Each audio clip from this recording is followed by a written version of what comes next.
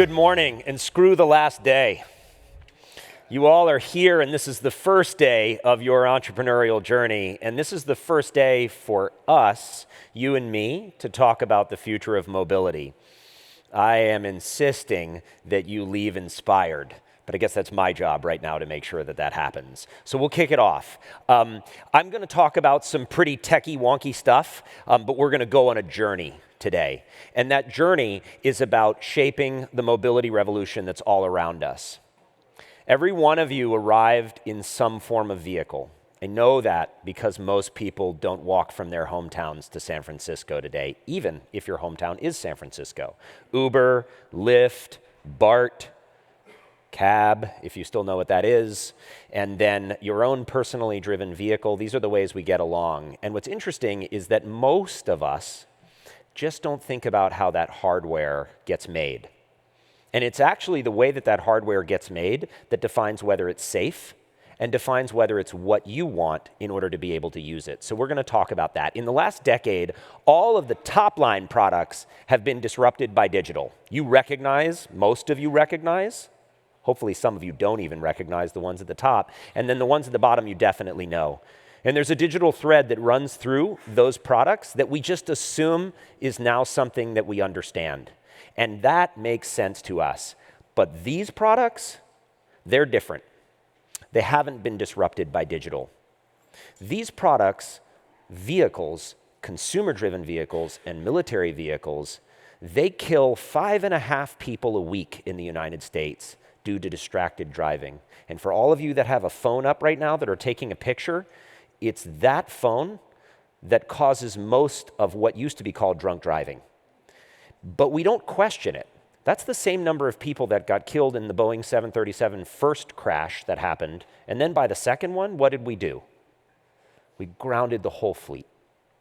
But we don't ground our consumer cars today for killing the same number of people every week. Why? Why? We need to change that. And so for us, that record starts with powering a new form of manufacturing. Thank you, Henry Ford, for giving us, and Frederick Taylor, and Sakichi Toyota, and all of these lions of manufacturing. Thank you for giving us what we have today, but the end result of that is what Tesla is. Big factory, lots of money, and big risk to be able to put out a vehicle. But it doesn't keep pace with technology. So the problem right now is that we have old business models trying to apply technology that moves at the speed of software. And so we need to get that technology, sensors, batteries, drives, fabrics, IoT, everything that you've heard about and think is whiz-bang, but doesn't show up in the Lincoln Navigator that you drive in. We need to think about how to evolve that. And for us, the way that solution came about is, one, get efficient. Efficient in the way you apply capital. Reduce the billion-dollar cost of putting out a vehicle to zero. That was our irrational assumption when we started. No tooling cost. Make it a digital file, hit a button, vehicle pops out. Sounds unreasonable, but you're going to see how it happens today. Integrate, integrate, integrate. Integrate with regulators. Integrate with tech providers. Integrate with service providers. Steve Case wrote a book about it that was aping Alvin Toffler. How many of you have read Steve Case's latest book when it comes to the subject of the future of work or Industry 4.0? Anyone? Hands? A few. Okay, so learning about how these new Industry 4.0 businesses actually come to the forefront is what lets you know how to do agile hardware and collaboration. You can't be just 30 programmers in a room, launch a product over the wire, and say you've built a company. These are things that carry people, children, adults, other things like that, and they need to integrate, and they need to collaborate. But if you do it all, you can have a first mover advantage, and you can launch vehicles and launch the next vehicle, and that's what we're talking about. So a digital OEM, to us, connects our three major elements by a digital thread. A global community of people. Talk about a community, what that means. Direct digital manufacturing that's protected as an idea. It's chemical engineering, it's computer science, it's the I can hit a button and a new mobility solution pops out the other side. If you were here on the first day and you heard about that moment when Brad Templeton walked in, well, I think Rob Nail was talking about it with a self-driving car, or it might have been David Roberts, and basically the bottom line was everybody unloaded from the Singularity University classroom to see what is a self-driving car. That's what you feel like when you see a vehicle being digitally manufactured. It's an amazing moment. And then microfactories. Put these things all over the world at low capital cost so you can recycle locally, upgrade locally, instead of shipping vehicles from Detroit. That's what makes you a digital OEM. If you're an economist, I'm not even going to try for that one, but if you're an economist, this is the story that's going on under the covers. So I'll walk over here to the screen so that you can see. Typically, the cost curve goes from the top left to the bottom right. Tons of money up front, and you hope to make 20,000 vehicles a year at a minimum, maybe 300,000 vehicles a year. But that assumes that consumers want to buy what you're selling. The ability to be able to not go all the way back up the cost curve, but to go a little bit back up the cost curve is what we do. So there's no smoke and mirrors here. Our development of the vehicle is cheap, but our individual piece part cost is a little more expensive. This is illustrative, it's not to scale. But what it means is that we can make vehicles at 1,000 units, and now we figured out how to do it at 200 units profitably. So the price we charge for our vehicles allows us to make money and introduce technology way sooner. This is the microeconomic angle for what we've discovered in digital manufacturing. And so here's a mantra that I love. Ignore the world when you make your product, and the world is going to ignore your product. But if you make what they ask for, they're going to pay you in loyalty. Motorola had a StarTAC. Does anyone remember those? $175, 2006. It was the best cell phone on the market. And they made an 8% EBITDA margin. Apple came in 2007 and said, we're going to charge $700 for a phone. Totally irrational. And they have sustained a 34% EBITDA margin.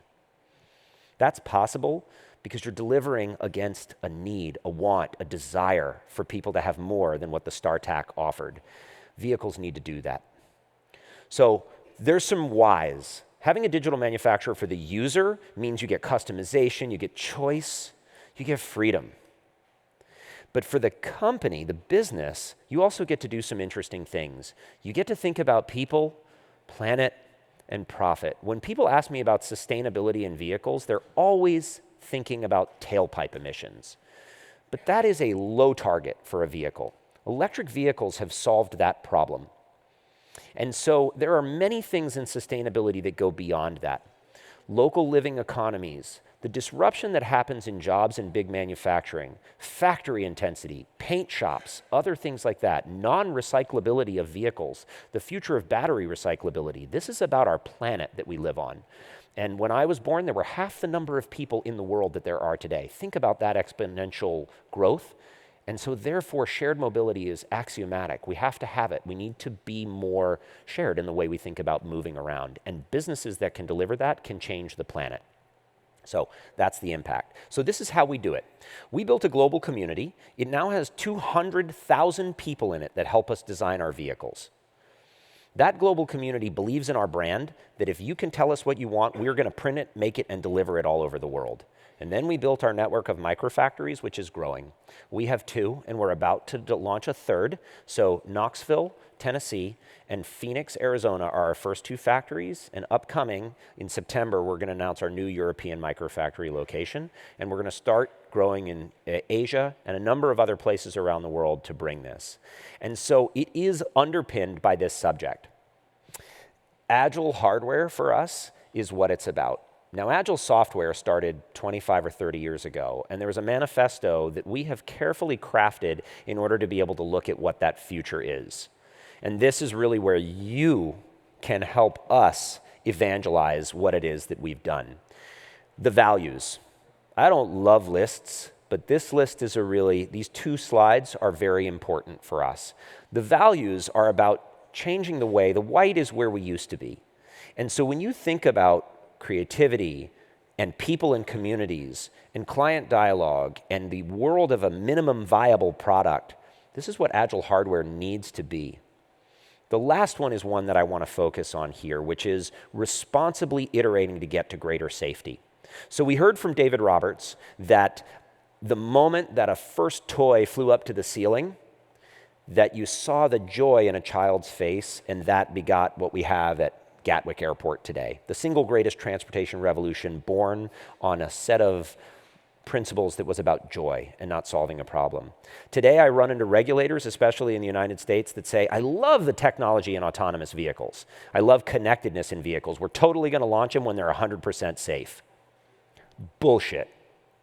100% safety is a way to stop innovation from happening. If that toy were 100% safe when the Wright brothers were taking it off, we wouldn't have Gatwick Airport today. So thinking about responsibly iterating to greater safety is where we as citizenry need to go. Distracted driving is one problem that we have, but also the bigger problem is the loss of productivity we have in GDP for the amount of time that you spend behind the wheel of a vehicle, not being able to sleep, not being able to put on your makeup, not being able to think, not being able to be angry or be happy or other things like that that might distract you. Giving that back to your productivity can uplift the whole world just by the time you lose in transportation. And for those people that sit in the back of an Uber, you're slightly better, but you still don't have Wi-Fi. You're still arguing with the driver to turn down the music or turn up the air or do whatever it is. We can do so much better. And so for us, this list of agility in hardware, these values are what we promote in everything that we do.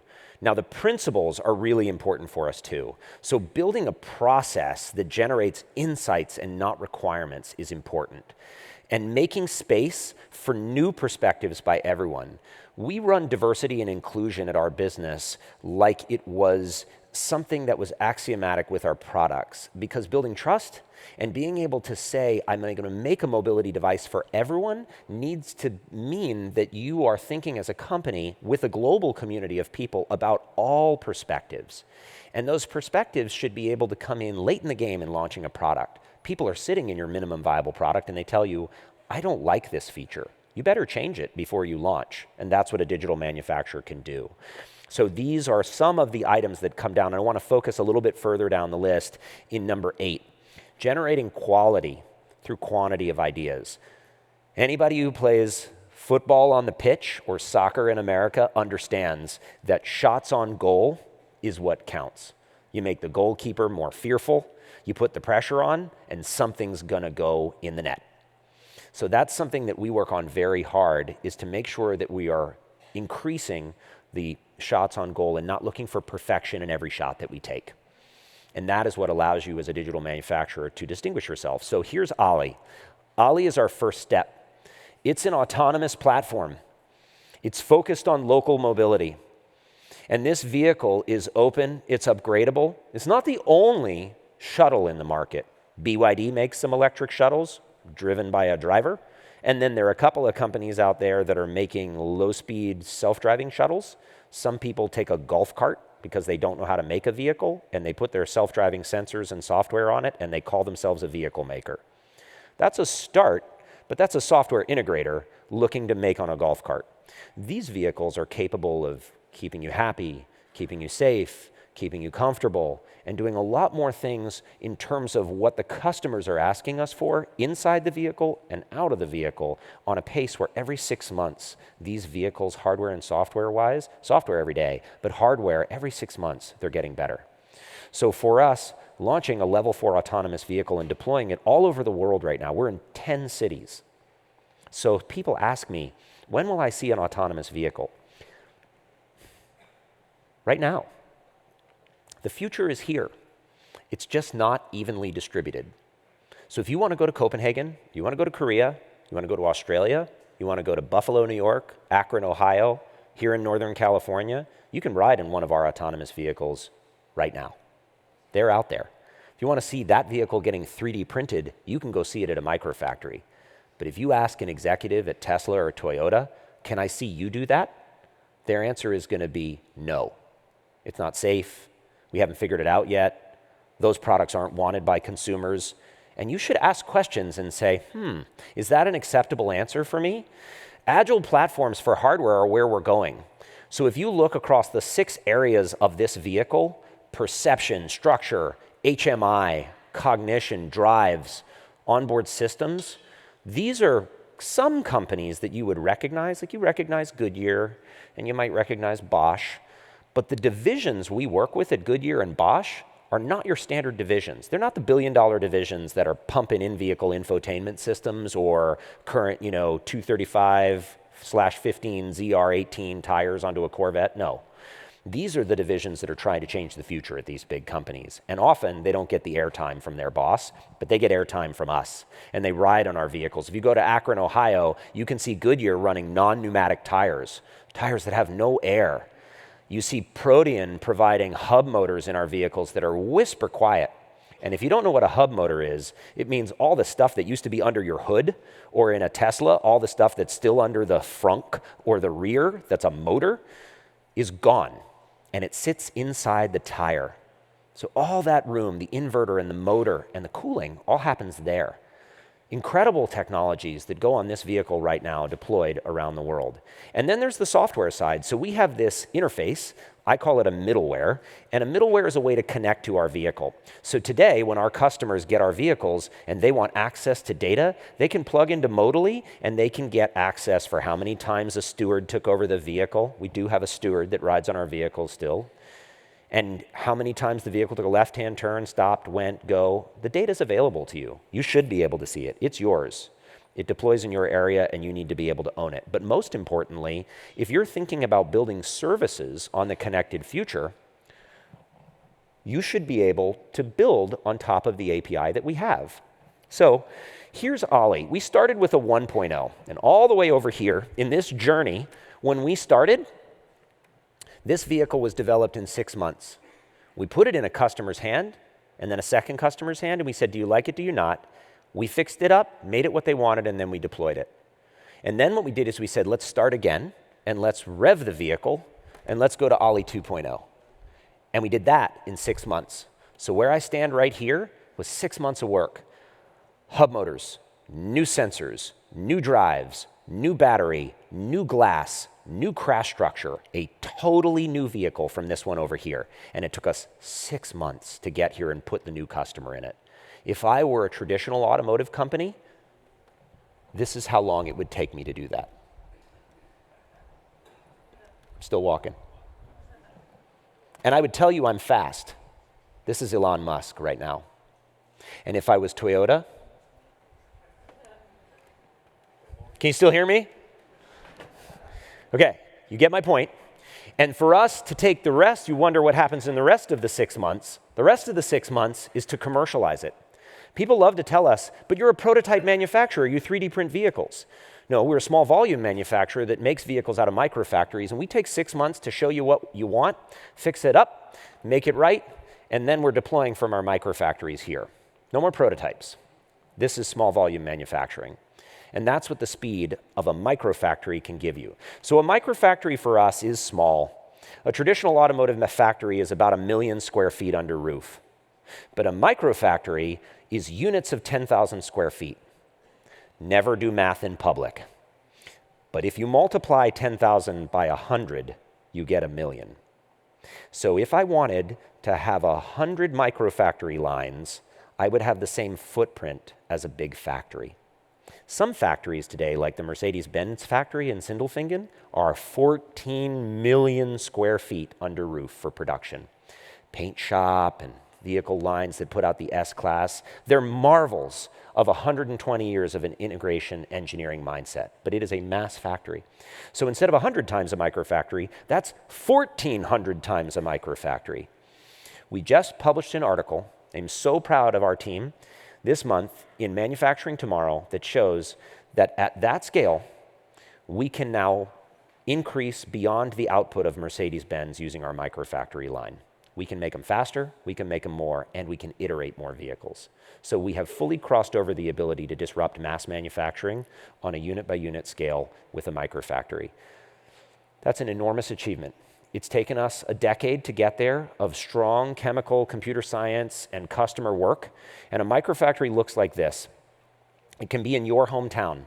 So if you are from Tirana, Albania, or if you are from Munich, Germany, or if you are from Sydney, if you are from a town or a country where you lost your automaking capability, like Sicily, this kind of factory can be what brings local living economy jobs back in the highest technology vehicles that are there. They're amazing things to come and look at, and I encourage you, they're open for you to come and visit, and they are truly a breath of fresh air about the future of where modern vehicles come from. We start with chemical engineering, and we move on to make vehicles that are both printed, milled, and robotically assembled, with a lot of human content too. And this is what the leaving is.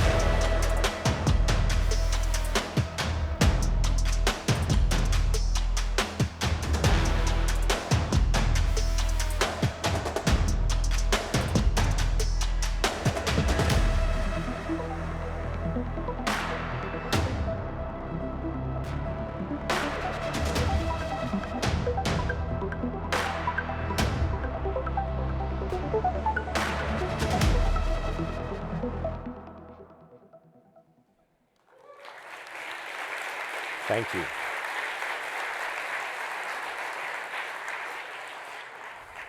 In case you didn't get a look at it enough, that's what 3D printing the future looks like. And for those of you that operate or have kids or parents that operate 3D printers, that's moving at the speed of a new digital generation. And we power that. In the next couple of minutes, the final minutes that we have, I'm going to take you through the rest of the journey, which one of my initial board members and investors said back when I started the company, imagine you're right. Imagine that you can print the future. When we started, you couldn't print the future. But he said, what if you can get it right? Never be surprised when the best laid plans actually work. And so he said, how are you going to get the best ideas? Where are they going to come from? How are you going to find the Goodyear non-pneumatic tire? How are you going to find Bosch's latest radar? And how are you going to find a design for Ollie? So co-creation was what was the outgrowth of that challenging question.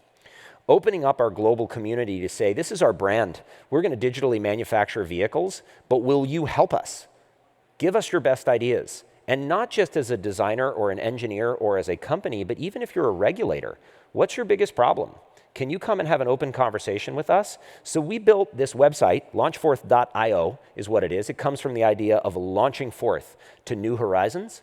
And launchforth.io is the part of our business which runs challenges. And we put those in a laboratory, if you will, and I'm going to show you just a little bit about it. Traditional supply chains really work in a way where they go very linearly.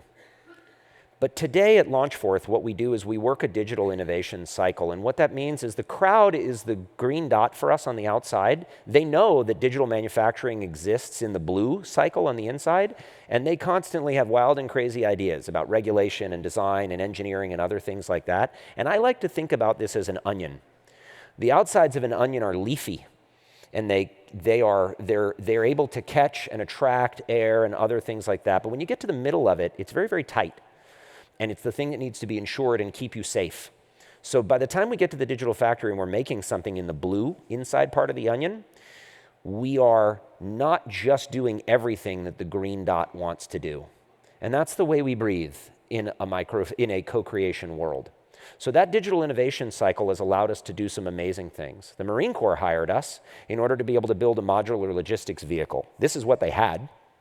which is a very traditional kind of modified side-by-side golf cart to be able to do it. But this is what we took them through.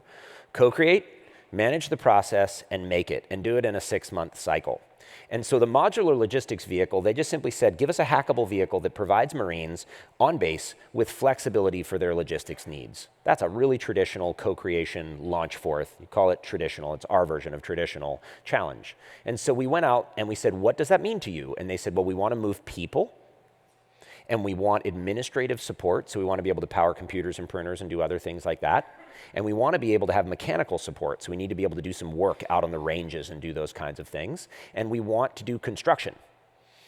If they had said this to a global OEM, give me this vehicle, the OEM, if they took the meeting, might have said, you'll see it in 10 years, because if you think commercial vehicle development is slow, just look at military vehicle development. I would be outside the building in the amount of time that it took to get there. But more to the point, the OEM would hand them a bill that would say it's $1 billion. This is a program of record and I expect to get paid. So this was the kind of thing that the military had never seen before. And this was our first community member entry. And we got this in 4 weeks. CAD file, wasn't real yet. But then we ran another challenge on the back, and then in 5 weeks, we got this. And then in 1 month, we prototyped the first vehicle and put it in the Marines' hands. And today, we're in phase 3 to take this vehicle to small volume production for bases all over the United States. That's what we can do for the US military. For the world's first 3D printed car, when we started to go back in time, we had an image of building a small runabout that wasn't autonomous but was electric, and we would build it in 50 parts. We ran a challenge. A community member from Italy entered with this entry amongst about 300 other entries, and he won. And this was the first vehicle that we made. And he got in it at Rockefeller Center at the Today Show with me and drove around with Matt Lauer and Carson Daly. And he whispered to me, he said, only in America, who could put a man on the moon, could an Italian be invited to the Today Show to drive a 3D printed car around. That's an awesome sense of curiosity and exponential innovation. And then there's AGILE, which we've been talking about today. We challenged our community to think about mobility in Berlin, and this was the entry that we got out of that. How would you do local mobility in a vehicle in Berlin? This was a Colombian community member who was working in Italy at the time, and he entered this idea. And today, we have AGILE. So this process has worked for us for the Marine Corps. It worked for 3D printing the first little runabout in the world, and it worked for AGILE. And AGILE is now deployed around the world. Orange dots are where we are this year. Black dots are where we're going next year. If it's near one of your hometowns, then come take a ride. But the future is here. It's just not evenly distributed. Next up for us is cargo. Curbside delivery. We think it's a super interesting space. Not taking people around, but taking stuff around. Making it more bespoke to where you need it instead of I'm taking it to your home or your work and those are the only 2 addresses that I can handle. So that's DHL, UPS, FedEx, Amazon, that kind of thing. But making logistics of either fresh and perishables or other things like that work. And we see a couple companies that are out there doing it. They have little bots that are on a sidewalk and they have small bots that are on the street. None of them are digital manufacturers. And looking what you want is really the most important thing for getting this in. So we are currently in the process of running a Launchforth challenge called the CURBSIDE Delivery Challenge. Come join. Go to launchforth.io. It's free to join and give us your feedback. And so next up in September, we're going to be working with the US Navy on this thing called Hack the Machine. So we're working on what disabled ships can do in order to be able to 3D print the parts that they need for disabled ships at sea in order to be able to make the Navy stronger. So mobility doesn't just have to be on the ground. And you're going to see some new things being announced from us coming up in September, coincident with our new microfactory, that are going to take mobility to new places other than just the ground. So for us, mobility is unbundling and it's changing. There is a mobility revolt that is happening.